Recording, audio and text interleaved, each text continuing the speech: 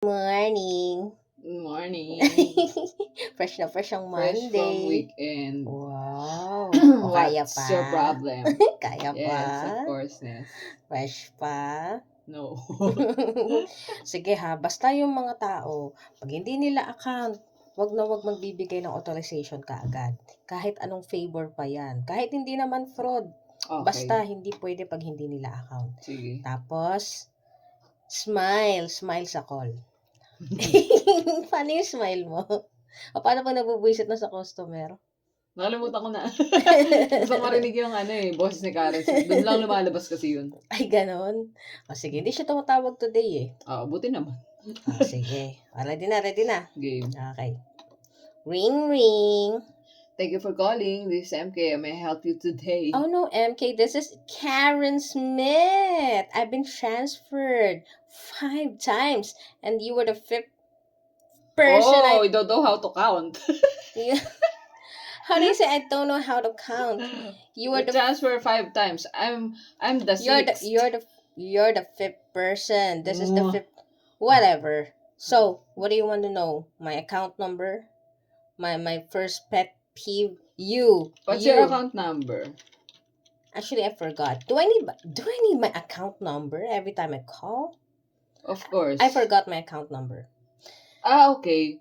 We will end this call if you forgot your account number. Whatever. It's so important. incompetent. You're always calling here. You know that the account number is very important. The fact that I'm always calling here, I don't need an account number. Anyway, hold on. It's 44555. 44555. Yeah, and my first pet peeve is you.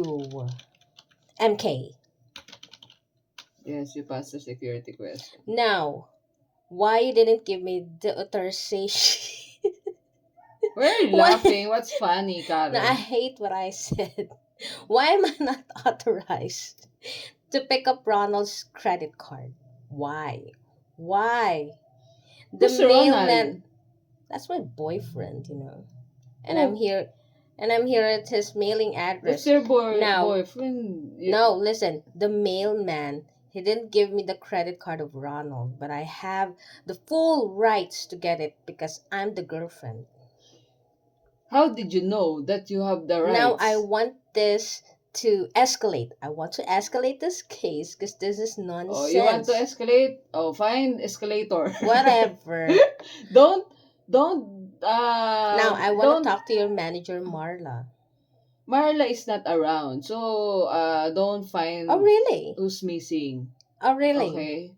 So transfer me to someone who can do the job better than you. I need Ronald's credit card right now. I'm going to the spa. You're not.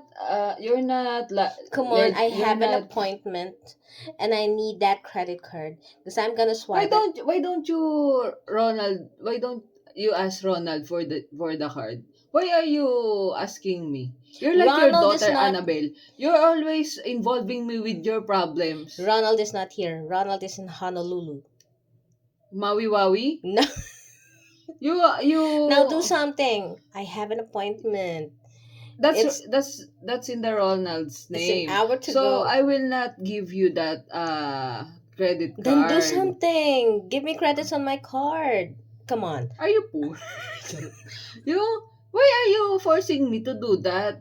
Well, you ask. Because I'm a your valued boyfriend. customer. I'm a valued customer. You see, I give you calls. I will. I will listen. entertain your card only, not with your boyfriend's card. My You're card. so okay. Gold digger. Okay, let's. What? Oh yeah. Let's go ahead with yeah. my card. I need a credit, like $500. I need it now. No 7 days process. Okay. I need it now. You know what, Karen Smith? You should put up your company. Your own company. What company? You're ruling us. Because customers always we have right. policy. We have policy. Customer is always right. It depends upon the situation. What your situation is so what do you call this? Is so amazing. Yeah, your situation is so amazing. Oh, I'm amazing. And since I'm amazing, I need an amazing result. You need an amazing result. Yes. To go to Amazona. There you will go if you go to Amazon, you will amaze there. Your name, Whatever. I will not entertain you. I will get a Build lawyer. your own company. Baka wala na sa lugar yung mga sinasabi niya talaga. Sabi nga daw, customers always right. Customers always said, napaka-gold digger niya. Hindi man kanyang credit card, makikikuha siya. Pero Boyfriend tama. pa lang.